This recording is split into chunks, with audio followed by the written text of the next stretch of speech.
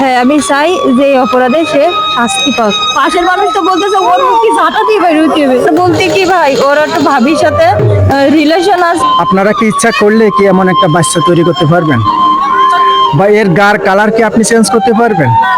তো দেখেন, আজকে এই ভিডিওটা দেখে আমি মনে করি সমগ্র বাংলাদেশের প্রতিটা মানুষের শিক্ষা নেওয়া উচিত।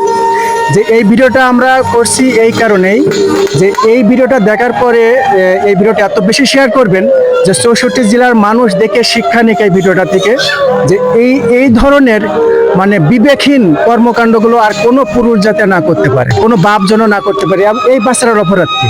তার অপরাধ সে গায়ের রং সাদা হয়েছে। এই সাদা কি এই আপুর দোষ? এই আপু কি ইচ্ছা করলে এই গায়ের রংটা কালো করতে পারবে না সাদা করতে পারবে?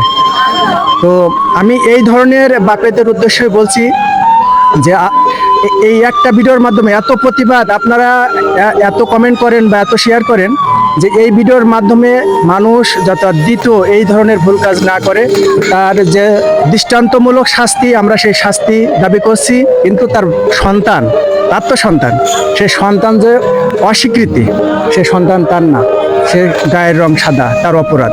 এই সন্তানের অপরাধটাকে তো সাহস থাকলে তাহলে তার ডিএনএ টেস্ট কর, সমস্যা কি? যেখানে হ্যাঁ, এই পরীক্ষাটা যখন আছে, ডিএনএ টেস্ট করলে তো সব ক্লিয়ার হয়ে যাচ্ছে। খালি সে বলতে এসেছে তার কথা যে বাচ্চাটা তার না, সে অন্য জায়গা থেকে এনেছে। আসলে এটা ক্লিয়ার হয়ে যাবে। তো ভাই আপনাদের কথা বলবো, হ্যাঁ বলেন। আমি আপনাকে ভাই ডাকি, আপনার কেমন লাগে? খুব ভালো লাগে। কোনো ব্যক্তি ছোট মানুষ কাকু ডাকে কেমন লাগে? খুব ভালো লাগে। তাহলে একজন ব্যক্তি আপনাকে কাকু ডাকে ভালো লাগে, আপন সন্তান বাপ ডাকে ভালো লাগে না? অবশ্যই। সে ডাকটা কি শুনতে মন চায় না? আর ব্যক্তি সে যে আসলে এই ভিডিওটা আপনারা আবারও বলছি বেশি বেশি শেয়ার করবেন, যে এই বোনের মতো অবস্থা বা এই সন্তানের মতো অবস্থা দ্বিতীয় কোনো সন্তানের না হোক। এই কারণে আমরা হ্যাঁ, এই যে কমেন্ট করছিল একজন, আমি দেখছি কমেন্টটা, যে উনার ওই পরিবারের নাকি একটাই কোনো সন্তান নেই, ফার্স্ট হয়েছে উনি, নাকি উনাদের আদরের নয়নমণি ছিল, হ্যাঁ। আপনি জোর করে নিয়ে চলে আসছেন। তাই যদি হবে তাহলে আমাকে তালাক দিল কেন? আর এই কথাটাই বললে কেন যে আমাদের মতো সাদা হয়েছে কেন? ওই আমাদের মতো হয়নি কেন, সাদা হয়েছে কেন? আপনি নাকি তালাক জোর করে নিয়ে আসছেন, বা জি না। 1,20,000 টাকা আপনি করতে নিয়ে আসছেন। জি না, আমাকে 70,000 টাকা দিয়েছে। আমি ওই জায়গায় সংসার করতে চাইছিলাম। ভাই আমার মা নেই, আমি ওই জায়গায় ছিলাম যে এই জায়গায় আমার দেখবে কিনা সিজারের সময়, সেটাও ভাবিছি।